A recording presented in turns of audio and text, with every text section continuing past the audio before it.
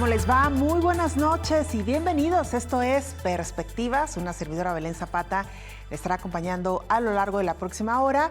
Hoy no está con nosotros Enrique Tucent, tuvo una asignación de trabajo especial, pero se reincorporará ya de manera habitual para el próximo lunes. Pero pues hoy estamos muy bien acompañados con un gran personaje. Como usted sabe, todos los viernes tratamos de acercar hacia usted estos personajes de la vida de Guadalajara, de Jalisco, que le han aportado mucho a este estado y que por supuesto que nos interesa conocer un poquito más a fondo. Así que acompáñeme a ver quién es nuestro invitado de esta noche.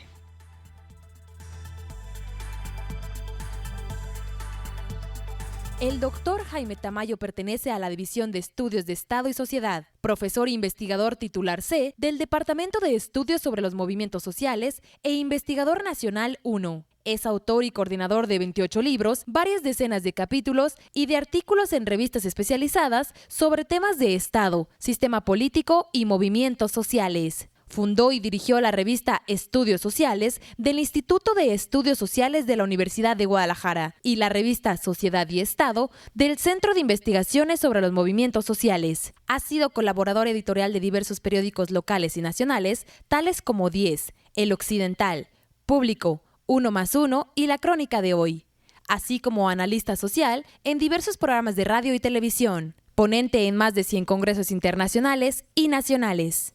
Actualmente es miembro de la Junta Académica del Doctorado en Ciencias Sociales. Pues así es, nos acompaña el doctor Jaime Tamayo, que como usted sabe también ha estado ya en diferentes ocasiones con nosotros aquí en Perspectivas, compartiéndonos sus conocimientos y su experiencia. Doctor, bienvenido, muy buenas noches. Muchas gracias, Belén, un gusto estar aquí contigo. Al contrario, el gusto es nuestro. Y bueno, si le parece, doctor, antes de entrar un poquito a lo que es su trayectoria profesional y personal, me parece que hay algunos temas que sería interesante compartir con la audiencia, aprovechando sus estudios, sus investigaciones. ¿Qué está pasando en Venezuela, doctor? Para quienes no han seguido muy de cerca el tema, ver de un día para otro estas manifestaciones multitudinarias y enterarnos por los medios de comunicación que ya van más de una veintena de personas muertas, a veces no alcanzamos a comprender y a dimensionar exactamente qué está pasando en este país. Sí, bueno, mira, es una situación muy compleja, pero habría que asumir que hay datos que no trascienden a través de la prensa común y que nos permitirían entender mejor esta situación. Tú hablas de alrededor de una veintena de muertos, pero habría que ver quiénes son los muertos, ¿sí? En algunos casos estamos hablando de líderes sociales, en otros casos estamos hablando de guardias o de gente que está participando con el chavismo, o en este caso, bueno, ya con el gobierno de Maduro, pero que está identificado con el chavismo. No es solamente muertos del lado de la oposición. O civiles, que podría pensarse, exacto. ¿No?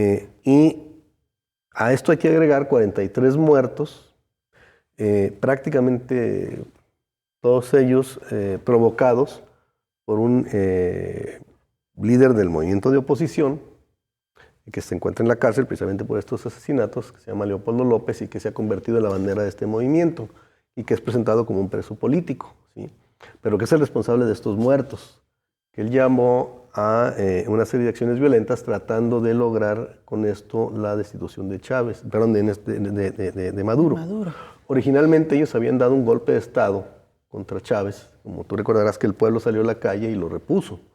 Un golpe en el que se cometieron una gran cantidad de irregularidades, algunos delitos incluso de carácter internacional, como el hecho de que Capriles, por ejemplo, que aparece también por ahí, y que fue candidato en las elecciones pasadas contra Chávez, tomó por asalto la embajada de Cuba, ¿no? En ese momento. Bueno, esto, si vemos también la respuesta del pueblo o del sector del popular que apoya a Maduro, y eso no lo vemos en este tipo de manifestaciones. Tendríamos que ver las otras manifestaciones donde han sido cientos de miles, y en algún caso quizás llegaron a millones, los manifestantes que se expresaron en apoyo al gobierno de Maduro. Es decir, la sociedad está dividida. Si vemos, luego se habla muy comúnmente de estudiantes, sí, pero estudiantes en este caso los que protestan corresponden a escuelas privadas. Sí, básicamente. Los sectores populares más bien están con Maduro. No quiere decir que no tenga un rechazo importante, lo tiene, obviamente, ¿sí? Pero esto ha sido capitalizado e impulsado en buena medida por esta vieja oligarquía venezolana afectada por la política chavista y que de alguna manera ha continuado Maduro, que ha intentado darle continuidad al movimiento chavista, a lo que intentó ser pues un socialismo del siglo XXI, que se encuentra en estos momentos pues todavía muy atorado, pero que al afectar a esta oligarquía, esta busca el apoyo extranjero. Y aquí está la clave, mira. En muy poca prensa, pero también en la prensa, digamos, ordinaria o que comúnmente lee el público, apareció una nota perdida de la presencia del Comando Sur, el jefe del Comando Sur, un almirante, ante el Pentágono, o sea, como parte del Pentágono, ante el Congreso para solicitar fondos, de los fondos que eran para el Pentágono. Y allí él dijo claramente algo que ya se sabía, pero que él lo dijo y pues, está publicado en la prensa, bueno, pues estaban creando una situación en Venezuela que iba a requerir una intervención regional. Sí, es decir, se sabía que el Comando Sur estaba preparando una intervención militar ya desde, digo, en lo personal yo había señalado ya esto hace ya algunos meses, cuando hubo un intento de golpe de Estado, que fueron detenidos algunos militares en comunicación, están las grabaciones con gente de Miami y con gente vinculada al grupo, digamos, de los halcones del gobierno de Obama en su momento. Lo que nos está diciendo, doctor, es que pudiera estar detrás de esto está definitivamente el interés Unidos norteamericano. Es decir, ¿qué está pasando en Venezuela? En Venezuela se está preparando las condiciones para un golpe de Estado, como el que se dio en alguna medida en Chile. Recordemos todo esto, este tipo de movimiento, exacto, promovido desde el exterior. Un golpe de Estado que tiene características algunos elementos de los golpes de Estado promovidos por el gobierno de Obama, en el caso de Paraguay, en el caso de Honduras, de otra manera en el caso de Brasil, es decir, utilizando uno de los poderes, en este caso a la Asamblea, que se ha excedido en sus atribuciones, ha violado la Constitución, ha caído en desacato, sin embargo, está tratando de generar una situación tal que pareciera querer provocar, y de hecho por un momento parecía que iba a ser así, cuando el tribunal había quitado la inmunidad a los diputados y había declarado pues ya improcedentes algunas acciones de la Asamblea, cosa que fue reconsiderada. También la manera en que se ha manejado esto es muy falso. Por ejemplo, si es que Maduro le dijo que cambiaran, no, es que en Venezuela hay 5 poderes y hay un consejo, ¿sí?, de defensa, y en ese consejo están integrados los 5 poderes. Y se convocó a raíz del conflicto que se presentó recientemente y que se manejaba como un golpe de Estado. El golpe de Estado lo estaba tratando de dar la Asamblea, pero la Asamblea hablaba de que que Maduro estaba dando un golpe de Estado a través del tribunal, de un tercer poder que es independiente y que es electo incluso en un procedimiento muy diferente al caso, por ejemplo, de aquí, que le da una gran independencia. Pero además hay otros poderes, como decía, está el poder electoral, que es un poder, es un cuarto poder, y hay un poder ciudadano en el que está la Procuraduría, es la Fiscalía, está la Defensoría del Pueblo y no recuerdo cuál otro, ¿qué otro organismo? Pues creo que el Tribunal precisamente, no, el Tribunal es un poder, falta por ahí otro organismo que forma ese quinto poder. Y entre ellos tomaron la decisión de recomendar al Tribunal que modificara, ¿sí? Fue el conjunto de estos poderes y el Tribunal decidió modificar la resolución por cuestiones de buscar abrir un cierto canal de diálogo y de pacificación, porque la resolución del tribunal además era legal. Si vemos la Constitución venezolana, la decisión que había tomado el tribunal estaba pegada a derecho. Todo esto pues lo digo porque lo que llega a través de la prensa nos expresa otras condiciones. Claro. A mí que se me figura, más que todo, se me figura a otro tipo de golpe de Estado, es el caso de Ucrania, que resume estos casos que mencioné, pero que implica también acciones muy violentas, que implica la intervención de grupos incluso fascistas, bueno, que provocaron la caída de un gobierno legítimo y lo que hoy Ucrania es un desastre, ¿no?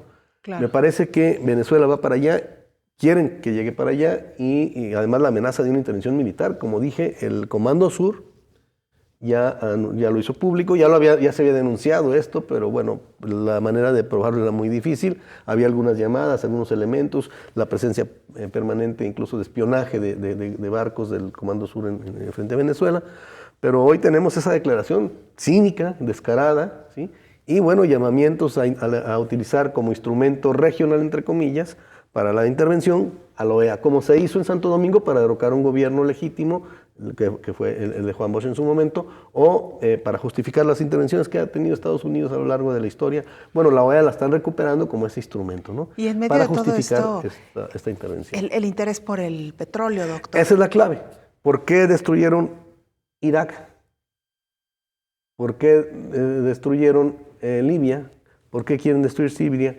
Bueno, por el petróleo en los dos primeros casos y en el segundo por el gas y el agua. Claro, ¿no? Los hidrocarburos y los recursos naturales. Y los recursos naturales. Entonces, ¿qué pasa en Venezuela? Pues que es otro país sobre el que van sobre el petróleo. ¿Qué hay de estrategia? Es una estrategia conocida, es pública, pueden buscarla en internet, que viene ya desde un tiempo atrás del Imperio Norteamericano, que se conoce como el caos ordenado. Ellos provocan una situación de caos, lo meten la mano, ya hay gobiernos muy débiles, si es que existen, o quedan digamos, feudos, como en Irak, donde está una parte controlada por ciertas gentes, otra parte por los kurdos, otra parte por los chiitas, etc. O en el caso de Libia, que además ya pues fue totalmente desbaratada, pero es muy fácil sí apoderarse del petróleo, porque no existe un Estado fuerte que vaya a defender o a proteger los intereses nacionales y la soberanía nacional, y en ese caso los recursos naturales, ¿no? Y además, bueno, pues con lo que ha tenido que enfrentarse Nicolás Maduro, por ahí se dice que Nicolás Maduro no es Hugo Chávez en la manera en cómo ha gobernado, y las adversidades que se le han presentado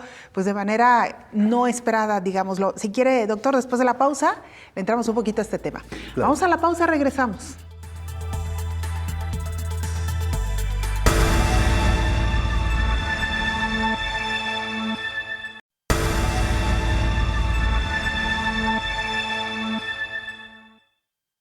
Estamos de regreso esta noche en Perspectivas, dialogando con el doctor Jaime Tamayo, a propósito de su trayectoria personal, profesional, pero también, pues, aprovechando, doctor, para que nos ayude a entender un poquito qué está sucediendo en Venezuela. Lo decíamos ya en este contexto, antes de irnos a la pausa, el probable interés o el interés que tendrá Estados Unidos por concretar una intervención en este país sudamericano, con el interés evidentemente que hay del petróleo, pero lo cierto también es que la figura de Nicolás Maduro, doctor, pues ha tenido que enfrentar diversas situaciones, entre ellos la caída en el precio del petróleo, que era algo que nadie se esperaba, a tales niveles, ¿no? Lo que complicó esta situación, el hecho de seguir importando algunos insumos con el manejo que se hizo del sistema cambiario en Venezuela, que también fue una política que impulsó Nicolás Maduro y que luego tuvo esa repercusión en la importación de insumos para la población, que tienen varios años padeciendo escasez. Y bueno, algo que ha sido muy cuestionado también, el hecho de que haya dilatado el referendo revocatorio que se ha impulsado por parte de la oposición, doctor. Sí, mira, son varias cosas. La primera, efectivamente hay condiciones internacionales que salen del control e impactan, lo cual no necesariamente te va a colocar en una situación de crisis. Te pongo un caso también de un país que eso le permitió incluso ya este año aparecer con un crecimiento muy importante y haber diversificado su economía, y es lo más interesante, bajo boicot, ¿sí? Bajo una especie de bloqueo, no del tamaño que tuvo Cuba, porque pues, no es Cuba, tiene mucho más posibilidades de moverse en ese sentido, pero un bloqueo podría ser similar al que está viendo Venezuela, porque es el otro punto al que voy a referirme también, el bloqueo sobre Venezuela. Y estoy hablando de Rusia, ¿sí? Entonces, Rusia también es un país que una buena parte de su economía descansaba sobre el petróleo. Hoy ha hecho una política de sustitución de importaciones, y ese es un ejemplo para países como México, que también aquí tenemos un pésimo manejo de la economía, de la política, y bueno, ya no digamos de la relación con la sociedad, ¿no? La corrupción, los crímenes de Estado que se han cometido, etc. Pero en el caso de Rusia, decíamos, recuperar este modelo de la sustitución de importaciones, que aquí lo tuvimos hace muchos años y que nos permitió un crecimiento muy importante, bueno, en Rusia le está permitiendo recuperarse. ¿Qué pasó en Venezuela? En Venezuela, efectivamente, una falla una falta digamos, a lo mejor de oportunidad o de posibilidad de haber impulsado un modelo que le diera una cierta autonomía respecto de la dependencia del petróleo, no logró salir adelante. Se habló mucho de eso, pero faltó aterrizarlo, ¿no? Desde la época de Chávez. Creo que no se esperaba, obviamente, la crisis, pero también no se impulsó esa posibilidad que, como digo, hubiera evitado quizás el impacto tan fuerte, porque hubiera sido un impacto de todas maneras muy importante. Evidentemente que no iba a dejar de ser el petróleo, porque no tiene por qué serlo, porque pues, es un recurso natural muy abundante todavía en Venezuela, y por eso tanto interés en tomarlo, ¿verdad? Claro. Porque además pues, no está subordinado a ellos. Simplemente, digo, haciendo un paréntesis, si hablan de defensa de derechos humanos, quieren liberar a un preso político, ellos le llaman político, a señor asesino, ¿verdad? Autor intelectual de los asesinos, de los asesinatos, Leopoldo López, cuando ellos tienen presos políticos de más de 30 años en los Estados Unidos, ¿no? Líderes indígenas, líderes de los Panteras Negras, que están en la cárcel todavía, incluso alguno de ellos había sido sentenciado a pena de muerte, se le conmutó a cadena perpetua, y apenas Obama, antes de salir, prácticamente un día antes, firmó un indulto para un líder puertorriqueño que tiene también más de 30 años, ¿no? Es decir, y en situaciones además de prácticamente aislamiento total, ¿no? Estamos hablando de otro López, pero este se llama Oscar, y este es un líder independentista, no un siervo del imperio. En el caso de Venezuela, bueno, se habla de los derechos humanos y todo esto, pero ¿cuándo se ha preocupado Estados Unidos de los derechos humanos en el caso de sus aliados? Por ejemplo, Arabia Saudita, donde las mujeres se encuentran totalmente oprimidas, no tienen ningún derecho, donde si tú simplemente cambias de religión, eres sentenciado a pena de muerte, donde no puedes escuchar música, en fin, todo este modelo wahabita, que es la base del modelo del Estado Islámico, ¿sí? En realidad de ahí se toma el modelo, pues es protegido por Estados Unidos, y acaban de poner en la Comisión de la Mujer Arabia Saudita, es decir, ponen digámoslo así, al pedófilo a cuidar los derechos de los niños, ¿no? En este caso al verdugo de las mujeres, hablando en la Comisión de la Mujer como su representante. Lo mismo pasó en la Comisión de Derechos Humanos.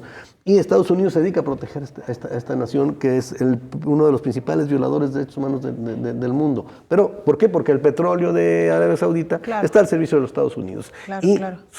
En su territorio están bases militares norteamericanas al servicio de los Estados Unidos. Entonces, obviamente, no les importan los derechos humanos, les importa el petróleo, les importa tener bases militares en Arabia Saudita. Es lo que buscan en Venezuela, finalmente, ¿no? Oiga, doctor, ¿y por qué esta resistencia de Nicolás Maduro a que se concrete el referendo revocatorio que ha solicitado la oposición? Yo pienso que lo del referéndum revocatorio no tendría mayor problema si no fuera porque está por la situación de emergencia que está viviendo, porque acuérdate, cuando se convoca al referéndum y cuando empiezan a recoger las firmas y todo esto, trasciende también una llamada desde Estados Unidos en la que se plantea que hay que empujar el referéndum como un instrumento para movilizar, para derrocar a Maduro. No porque pudieran pensar que a lo mejor lo ganaran. A lo mejor lo ganan, a lo mejor no. Pero mira, si ganan el referéndum, no ganarían mucho porque entraría el vicepresidente. Y el vicepresidente pues, es una línea totalmente chavista también. Claro. Entonces, a ellos no les interesa eso. Lo que quieren es derrocar al modelo bolivariano de Venezuela. Y para eso, bueno, pues lo que quieren es mártires. Ellos mismos, han habido varios detenidos de los que han asesinado a manifestantes o a civiles que van transitando. Y resulta que esas personas fueron armadas por algunos de los líderes del movimiento y atacaron y asesinaron gente de los supuestamente opositores, ¿sí? Claro. ¿Por qué? Porque buscas crear condiciones para generar una intervención militar y cambiar todo el modelo. No se trata de que no se va a convocar elecciones, porque lo que se va a convocar sería el referéndum, saldría Maduro y entraría el vicepresidente en el caso de que perdiera el referéndum, pero en condiciones de una digamos, no se puede ir a un proceso electoral de esa naturaleza en esas condiciones en donde se está buscando una confrontación, prácticamente están provocando casi una guerra civil, ¿sí? Y la justificación en todo caso para una intervención militar norteamericana. Claro. Entonces yo entiendo que en la medida en que se llegara efectivamente un diálogo, Maduro está dispuesto a ir al referéndum, pero el diálogo implicaría ir por vías pacíficas. Se siguen deteniendo líderes de la oposición que están promoviendo grupos armados, ¿sí? Que se les ha encontrado elementos de subversión directamente, tanto en planes, en llamadas, como en la entrega de armas, ¿no? y de actos, de instrumentos para la violencia. Entonces, en esas condiciones es muy difícil ir a un proceso electoral, porque se presta precisamente para luego montar un escenario que favorezca la intervención militar, que es lo que están buscando, ¿no? Sin embargo, doctor, la experiencia que hemos tenido en América Latina y los mensajes que se mandan cuando alguien se resiste, por ejemplo, a este tipo de ejercicios y se conoce poco del contexto que ahora usted nos ha explicado, sí, pues la imagen que se tiene es de un casi dictador que no quiere dejar el poder, alguien que fue impuesto por Hugo Chávez y que de alguna manera manda ciertos mensajes y ciertas señales, insisto, cuando no se tiene todo este background que hay atrás, sí, que usted ya nos ha descrito, ¿no? Bueno, yo te diría que eso también es muy injusto, ¿no? Porque es un presidente legítimamente electo, claro. Es decir, tiene toda la legitimidad de una elección que además las elecciones en Venezuela son las más limpias del mundo. Y yo no lo digo. Lo digo yo, pues van a decir chavista, ¿no? ¿Sabes quién lo dice? Jimmy Carter. El observador más importante de elecciones del mundo, el único presidente norteamericano que realmente creía en la defensa de los derechos humanos por razones religiosas. El propio Fidel Castro se lo reconoce. Es el único que no trató de matar a Fidel Castro, porque hay que recordar que fueron más de 600 atentados y que en un principio se dice, no, el conspiracionismo, ¿no? Bueno, después los documentos internos, que cuando se dieron a conocer, pues resulta que era verdad, ¿no? Y el único que no trató de matarlo fue Carter. Y Carter fue quien envió embajadores a Chile y a El Salvador a tratar de componer un poco las cosas, protegiendo por lo menos a los perseguidos políticos de aquellos golpes promovidos por los propios Estados Unidos en Chile o en El Salvador o en toda América Latina. Y este Carter, que se convirtió en una figura muy importante en las transiciones hacia la democracia en los países no solo de América Latina, pero muy especialmente de América Latina, pues ha estudiado todos los procesos electorales del mundo y ha participado como observador, y su grupo es muy importante, participa como observador, y ha señalado a la democracia venezolana como la más sólida del mundo, la más creíble, la más confiable. Entonces, así es como llega Maduro. Decir que es un impuesto por Chávez es una mentira. Lo otro, ¿qué país tiene, como Venezuela, la posibilidad de decidir cambiar a su presidente? Aquí, Peña, con el 10% del apoyo que tiene, pero pues estaría ahorita en la calle y saliendo, huyendo del país, ¿eh? Claro. Pero no hay condiciones para poderlo sacar, más que aquí sí hay que manifestarse y pedir su salida, digamos, de una manera con resistencia cívica. Pero allá hay condiciones, pero ellos no quieren, la oposición no quiere quedarse en el terreno meramente electoral. Por eso lo que quieren es llevar a una confrontación. Si aceptaran, finalmente no habría problema, se convocaría, ya iba a convocarse elecciones, sí, y ya hubieran pasado, por cierto. De hecho, iban a ser hace un par de meses, según lo que resolvió el tribunal, el organismo electoral, el poder electoral, que decíamos es un poder, había decidido convocar elecciones. Y ellos entonces tratan de destituir a Chávez. Acuérdate que declararon que Chávez había abandonado el poder por un viaje que hace y pretenden destituirlo, un golpe de Estado desde el Parlamento al estilo Brasil, al estilo Paraguay y Honduras. Y esto detuvo precisamente el proceso electoral que hubiera resuelto aparentemente esto, pero ellos se opusieron en realidad. Doctor, vamos a la pausa, regresamos, hay muchos temas todavía y por supuesto otros ámbitos de los que abordar esta noche con el doctor Jaime Tamayo. Una pausa, volvemos.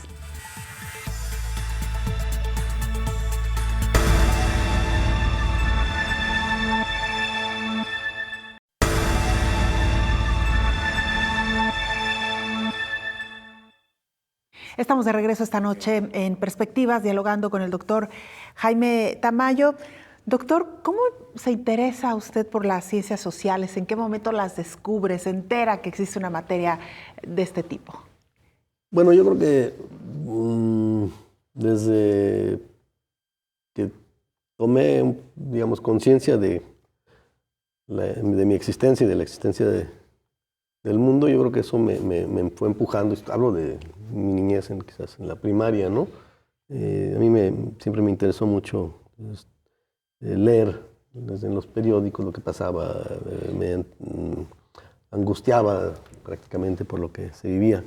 Y bueno, yo creo que un ambiente familiar también que de alguna manera facilitó las condiciones para la lectura, y cuestiones también hasta paradójicas, ¿no? Porque de alguna manera vengo de una familia muy conservadora y entonces llegaba propaganda muy anticomunista cuando estaba muy chiquillo, y eso me hizo que empezara a buscar el porqué de eso, y bueno, más bien me llevó a una posición exactamente contraria, de manera muy temprana, y bueno, pues fue un proceso natural, ¿no? Es decir, ¿qué decía, doctor? A ver, ¿por qué estos no quieren tanto al comunismo? ¿Por qué lo odian tanto? Bueno, déjame explicártelo de otra manera.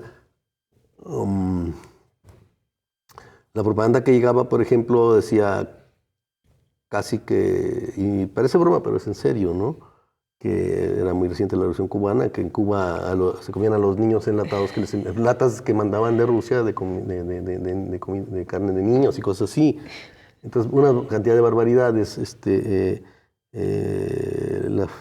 Por parte de mi mamá, su familia, pues, ella misma estudió en la Autónoma, y alguno de mis tíos fue presidente de la FEJ, pero con J, de los Tecos.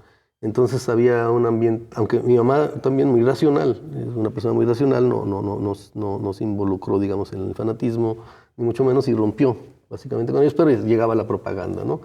Y que es muy burda, y bueno, a mí me inquietó, me hizo acercarme a conocer qué era eso del comunismo, y bueno, me empujó muy temprano a una participación y una militancia, y también entender las problemáticas sociales que está viviendo este país, las formas de lucha, desde la lucha armada hasta las posibilidades de lucha política, y bueno, pues también tratar de entenderlo científicamente, y eso me llevó además, por lo demás, digo, francamente, me gustaba mucho la historia, ¿no? Entonces era de las materias que me motivaban en la primaria y sobre todo ya en la secundaria, de manera que rápidamente pues fui ligando una cosa y otra, y de manera natural pues era las ciencias sociales lo que me atrajo, ¿no? Como una explicación usted, de la sociedad.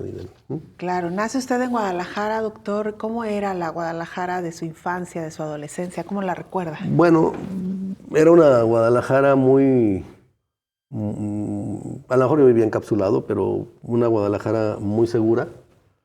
Yo te diría que yo estaba en primero de primaria, por ejemplo, y yo me iba y me regresaba en camión, yo solo. ¿Sí? Un niñito, de digamos, 6 años. Claro. O sea, yo iba a la esquina, tomaba mi camión, me bajaba 2 cuadras de mi escuela, llegaba y tomaba mi camión de regreso. Yo creo que eso no se podría hacer ahora, pero ahora soñando, es impensable, ¿no? Totalmente. Así es. Entonces, esa es, digamos, la Guadalajara que yo tenía a los 6 años. Una Guadalajara donde ya más adelante, pues a mí me gustaba mucho caminar, me sigue gustando. Entonces yo caminaba mucho por todos lados y nunca me tocó que me asaltaran, ni mucho menos, ¿no? Bueno, estoy hablando de mi época de adolescente, de joven, me pasaba la adolescencia. Yo llegué a venirme caminando, digamos, de tu casa, de la casa donde vivíamos, la casa de Chapalita hasta la Facultad de Derecho, así hasta acá, la Normal. Wow, a veces, o me regresaba, sí, kilómetros, tranquilamente, o me regresaba en la noche muchas veces caminando, porque teníamos clase, eran 4 horas en la mañana y 4 horas en la tarde, ¿no? En Derecho. Y estudiaba también Filosofía, porque en ese tiempo se podía llevar las dos, entonces me regresaba en la noche caminando, algunas veces, no siempre, ni mucho menos, pero pues nunca tuve ningún problema, ¿no? Claro. Porque esa era la ciudad en la que y ya estamos hablando ya de una ciudad bastante más crecida, porque ya estaría hablando de los 70s, ¿no? Claro. Doctor, y a propósito de esta década, ¿Cómo se encuentra usted o cómo incluso interviene o quizá interactúa con los movimientos estudiantiles de aquella época que sabemos que, bueno, evidentemente llegaron a México, dicen que a Guadalajara no tanto, pero ¿cómo fue aquella época? A mí no me tocó todavía, yo soy más, no me tocó el 68. De hecho, yo entré a la preparatoria en 70.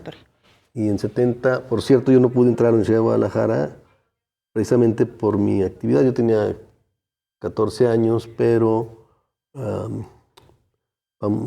el rector era un exfutbolista, al que controlaba la mafia, la FEC, que era Ignacio Maciel Salcedo, y que había jugado fútbol con mi papá en el Atlas. Entonces mi papá va, porque no, y ya le muestro unas fotos donde yo había estado en unas reuniones que ellos consideraban, era cuando estaba conformando algunos grupos aquí. Digamos que con una ideología que no agradaba del todo. Exacto, y por eso me rechazaron. Así, te lo digo abiertamente, así fue. Y entonces yo hice la prepa en una incorporada a la universidad y entré hasta la carrera. Pero yo me había vinculado a algunos grupos, digamos, de izquierda opositora, y terminé luego ya ingresando al Partido Comunista a los 17 años, ya estando en la Facultad de Filosofía y Letras.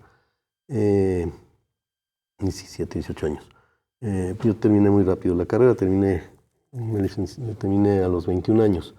Pero el punto es que obviamente pues no me toca a mí todavía.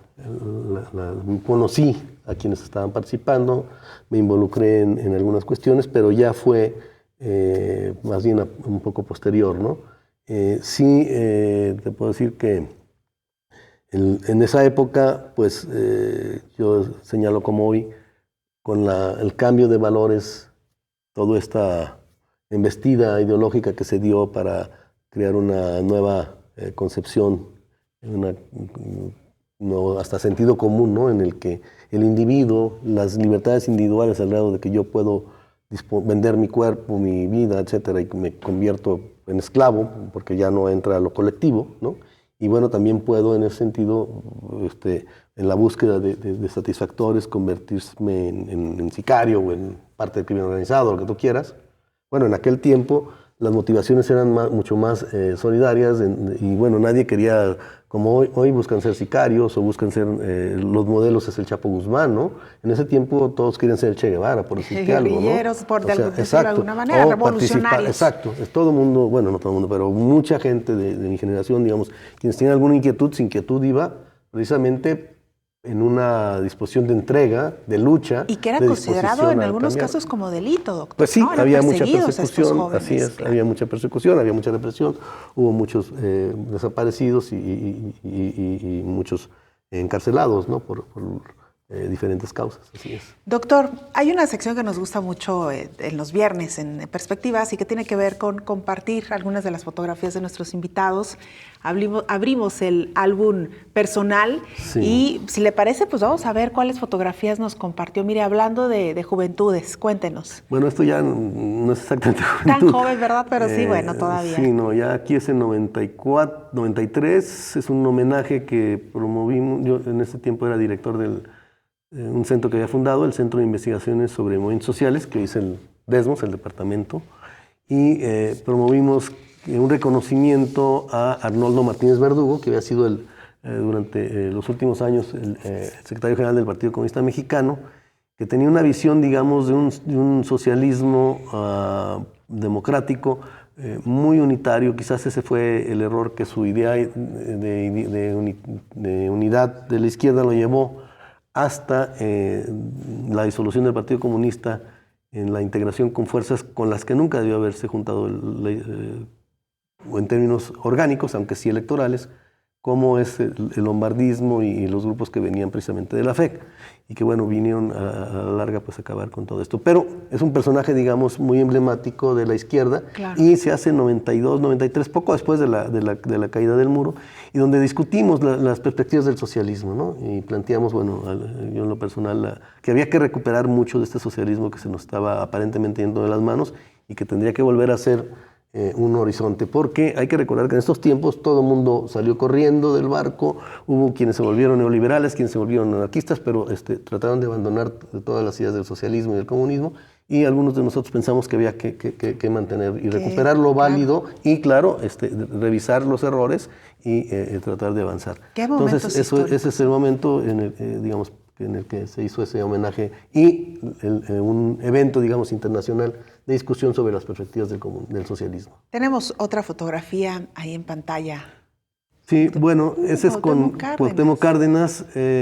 A mí me tocó colaborar muy directamente en 88 con él en la formación del Frente Democrático Nacional aquí en Jalisco, de la misma corriente democrática jalisciense que formamos desde fuera del PRI, cuando él se salió, porque nosotros de priistas nunca fuimos, aunque colaboraron con nosotros algunos expriistas en la corriente democrática de jalisciense, y que se integró en el grupo con Cuauhtémoc.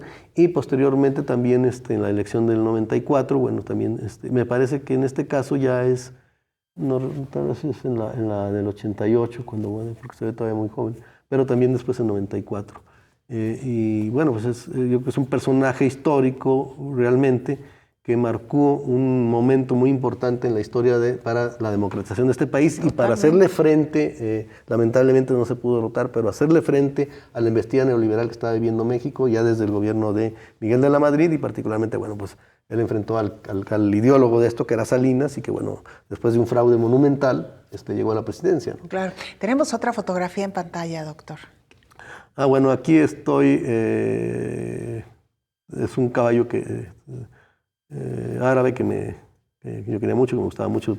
Ya hace tiempo que dejé los caballos, así es, pero en realidad, bueno, sí monto cuando puedo, pero en realidad ya no tengo caballos. Es en la primavera donde los teníamos. En medio está un camarada cubano que él es un personaje muy interesante. Estuvo combatiendo en Angola en la batalla de Tuito Canaval, que decidió, entre otras cosas, la liberación plena de Angola, la liberación de Namibia y el fin del apartheid en África. Y aquí en México cumplía una función, estuvo en la embajada, fue expulsado por Fox, y en esta ocasión ya había regresado, ya en otros tipos de misiones, sobre todo para promover las cátedras José Martí. Y el otro es mi hijo, que también tenía mucho gusto por los caballos, tiene, pues, aunque ahora ha dejado ya mucho también el asunto de los caballos y eso. Pero bueno, ahí estamos. Muy buena foto. Tenemos una última instantánea. Bueno, ese es... ¿Qué tenemos ahí en primer plano, doctor? Sí, ahí era una obesna, ya es adulta, de hecho ya tiene un hijo enorme, muy bonito. Una loba que se llama Kamala, como en referencia a una niña, Amala y Kamala, que vivieron en una manada de lobos y que fueron rescatados, entre comillas, porque el rescate significó a la larga su muerte, que habían sido adoptados por una manada de lobos en la India. Y en realidad ya es un híbrido de lobo con pastor belga por un lado y pastor checo, pero tiene más o menos un 60% de lobo. ¿Qué tal? Una súper mascota, entonces, compañeros, ¿no? Pues, dicen incluso. Sí, el lobo es muy diferente al perro en ese sentido, es un animal que establece una relación mucho más fuerte porque es de manada y logra integrarse bastante, pero mantiene pues también su independencia muy clara. Y es un animal con el que yo siento mucha cercanía, empatía, mucha conexión. De hecho, participamos en algún proyecto muy importante de rescate del lobo mexicano, que Jalisco hubiera jugado un papel muy importante. El proyecto se trató de avanzar y después, cuando llegó un rector, Víctor González Romero, lo detuvo, ¿no? Pero finalmente el lobo mexicano pues fue rescatado, ya tuvimos una participación ya mucho menor, pero hubiera sido aquí el espacio en el que se hubiera dado en un principio. Doctor, vamos a nuestra última pausa. Sí. Regresamos. Usted no se vaya, regresamos con más.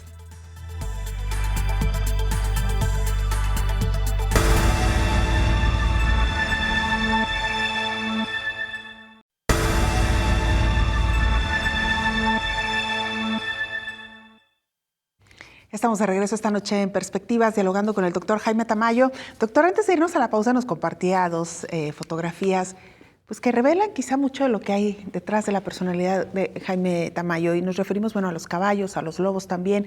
En general entiendo a los animales. ¿Cómo ha sido su relación con los animales? ¿Por qué este interés? Bueno, creo que eso se tiene o no, ¿verdad? Yo creo que es algo que viene ya genéticamente y no sé si incluso de otro tipo de condicionamientos, porque te puedo decir, en una familia simplemente tienes los mismos genes, tienes la misma educación, la misma cultura, y un hermano le interesan los animales y al otro no le interesan, ¿sí? En mi casa, pues yo fui el que tuvo, como desde muy niño, siempre el interés en los animales y tener, desde, no sé, si encontraba una serpiente, me la llevaba y la tenía en la casa y luego después me la tiraba, ¿no? Por ahí algún halcón o... en fin, y siempre he tenido el interés, pero, y es una de las cuestiones sobre las que me gustó estudiar mucho también, leer mucho, más de alguna vez te digo que trabajamos en algún proyecto, como el proyecto del rescate del lobo mexicano. Actualmente estoy trabajando en uno que tendría impacto precisamente en el análisis del origen de muchas cuestiones de la sociedad. Puede sonar un poco chistoso, pero no lo es tanto. Es ver el impacto. Yo le llamo el papel del lobo en la transformación del mono al hombre, wow. Parafraseando un poco a Engels, o mucho a Engels. Pero bueno, es precisamente ver cómo se dio la relación entre el mono o el homínido en sus primeros momentos con el lobo en el proceso de transformación y cómo esto va a impactar, porque hay una serie de elementos ahí, ¿no? En el que el lobo va a ser casi podemos decir el maestro, ¿no? El comer carne es un elemento muy importante para la transformación al hombre, y eso está muy demostrado, más allá de lo que puedan decir los veganos. Pero esta es una cuestión histórica, documentada genéticamente, científicamente en todos los sentidos. No hay ya ni siquiera discusión en eso. Y lo que se ha encontrado es el papel que ha jugado la cercanía, digamos, de estos homínidos con lobos en el proceso incluso de cacería, ¿sí? Y el lobo tiene una serie de características que no lo tienen los monos. El lobo tiene una estructura social, los monos no, ¿sí? Esa estructura social le permite también tener una división social del trabajo, ¿sí? Yo digo que, digamos. ¿sí? Cada quien de acuerdo labores, tareas, a sus talentos, a sus capacidades, wow. Y va a recibir de acuerdo a sus necesidades, ¿sí? Yo digo que el lobo en ese sentido es muy comunista. Los monos son anarquistas, ¿no? O sea, todos hacen de todo y todos lo hacen así como a la ventona final, ¿no? Despatarrados, dirían sí, y las ahí abuelas. sale un líder y lo quitan y lo ponen otro, pero no tienen estructura social ni una división social del trabajo. Los lobos lo tienen. Y todo esto, de alguna manera, yo trato de encontrarle, pues, he estado trabajando en esta idea de cómo va impactando en la transformación del mono al hombre. Claro, sin menoscabo de lo que ya plantea en la tesis, pues, de Engels y de algunos de sus autores, del papel que juega el trabajo, claro. ¿sí? En esa transformación, las manos, el cerebro, todo determinado también por el trabajo. Pero en este caso, yo encuentro elementos, por lo menos paralelos, o que más que paralelos, que hacen que este homínido, que tiene una estructura social muy diferente, empiece a adoptar estructuras similares al lobo, incluida incluso con otras condiciones, la monogamia, ¿no? Los monos no son monógamos, perdón. Los lobos sí lo son. ¿Sí? Wow. Qué interesante. Oiga, doctor, y usted ha estudiado las sociedades, ha estudiado al humano, sí. Ahora nos cuenta este interés particular por los animales. ¿Con qué se ha enfrentado, digamos, si pone los dos mundos uno a uno? ¿Cuál mundo le impacta más y cuál mundo le ha sorprendido más? ¿O estas relaciones que ha podido encontrar entre uno y otro? Bueno, yo creo que el hombre es, pues, el gran avance de la evolución, ¿no? Por lo menos hasta este momento. También el gran retroceso, porque incluso este asunto de los tres cerebros, ¿no? Este cerebro que todavía permanece en nosotros en nivel muy el del reptil prácticamente, que simplemente se mueve por las motivaciones de tipo emocional, el hambre, las necesidades. y bueno, que a veces aparece, o el del mamífero todavía inferior, por los monos y el desarrollo de la corteza cerebral ya humana, que bueno, finalmente también se manifiesta en la vida social y bueno, te encuentras de repente acciones que son absolutamente animalescas en el sentido estricto de la palabra, de seres humanos en ciertas condiciones, y también cuestiones que van mucho más allá. Por cierto que también muchas de las características se han estado estudiando, en el caso de los monos, por ejemplo, ciertas características de lo que nosotros veríamos como valores, ¿no? Que también aparecen en ciertas comunidades y guerras. Guerras entre simios, etc.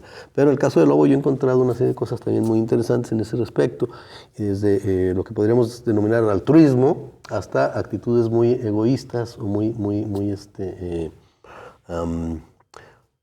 que corresponden también a las características del ser humano. No estamos hablando de cosas similares, por supuesto son condiciones muy diferentes, claro. Son características muy diferentes, pero que pueden expresar un poco de repente ese tipo de cuestiones. Digamos, ¿no?, que el lobo es un poco más evolucionado en cuanto a sus conductas, y si las pudiéramos comparar en determinado momento con las del hombre, serían, digamos, como esta parte más positiva y evolucionada del hombre, ¿pudiera ser? No, son ¿cómo explicártelo? Sí es un ser es un animal muy evolucionado en términos de su naturaleza, un animal para las condiciones en las que se desarrolla, pues casi perfecto, ocupa un gran espacio en el mundo, precisamente eso demuestra su capacidad de adaptación, ¿sí? Claro. Está en prácticamente todos lados, y bueno, y además incluso en el mar, déjame decirte, porque el animal más inteligente que se considera, que es el delfín, y las orcas, etcétera, todos ellos vienen de un ancestro común con el lobo. Esto también ya está documentado en los procesos evolutivos, cómo se fue dando esta transformación. Es el mamífero que volvió al mar, no es cualquier mamífero, es un mamífero que es el mismo antecesor, no es un lobo, es un antecesor del lobo, ¿sí? Así como nosotros tenemos un ancestro común con los monos, no es que seamos monos, claro. ¿sí? Tenemos ancestros comunes, un ancestro común, y bueno, de ahí. Y bueno, lo que te señalaba es que bueno, ellos encuentran condiciones para su desarrollo en la naturaleza, y en ese sentido son más o menos perfectos. Hay animales muy primitivos y también muy perfectos, por ejemplo el tiburón, ¿no? El tiburón en sus condiciones de vida pues es una máquina, no tiene mayor cerebro, pero vive perfectamente en su ambiente. Entonces son procesos diferentes, pero claro, yo sí considero en el caso del lobo y el hombre sí hubo una interacción de alguna manera, así como cuando hablamos de que una civilización o un grupo social que entra en contacto con otra cultura, ¿verdad? Enriquece, claro, su cultura, que aquellos que viven aislados no lo hacen. Bueno, en el caso de dos especies que entraron en contacto, en el caso del lobo, algunos de ellos se transformaron y son los perros. El perro es un lobo genéticamente, provienen de los lobos. Por eso, los lobos y los perros, cuando se cruzan, son fértiles. No es como la mula, ¿no? O el macho, que son una cruza entre burro y caballo o yegua, y realmente ahí se produce un híbrido que no tiene capacidad de reproducción. Los híbridos, claro, de lobo y perro sí, porque bueno, finalmente es muy directa todavía la genética de ellos. A lo que te quiero expresar es que ahí fue la influencia del hombre sobre el lobo, y el lobo a su vez influye sobre el hombre. Es un proceso mucho más complejo, aquí lo estoy simplificando mucho. Pero muy interesante, doctor. Y estoy trabajando en ese tema, entre los temas que estoy trabajando. Ya nos dirá cuando esté concluido. Como a largo plazo, ya tengo un tiempo trabajándolo. Y ojalá que tengamos la oportunidad de que venga a presentarlo aquí a detalle. Doctor, pues hablábamos un poco de sus gustos por las ciencias sociales, lo veíamos ya con los animales, pero en la vida cotidiana, doctor, ¿tiene otras aficiones? La lectura, la música, el cine.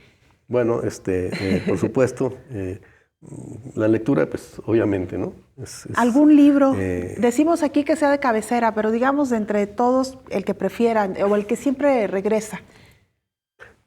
Mira, es muy difícil pensar en eso. Yo te diría, no hay un libro, hay muchos libros, ¿no? Hay libros que recurres para tratar de volver a entender ciertas situaciones.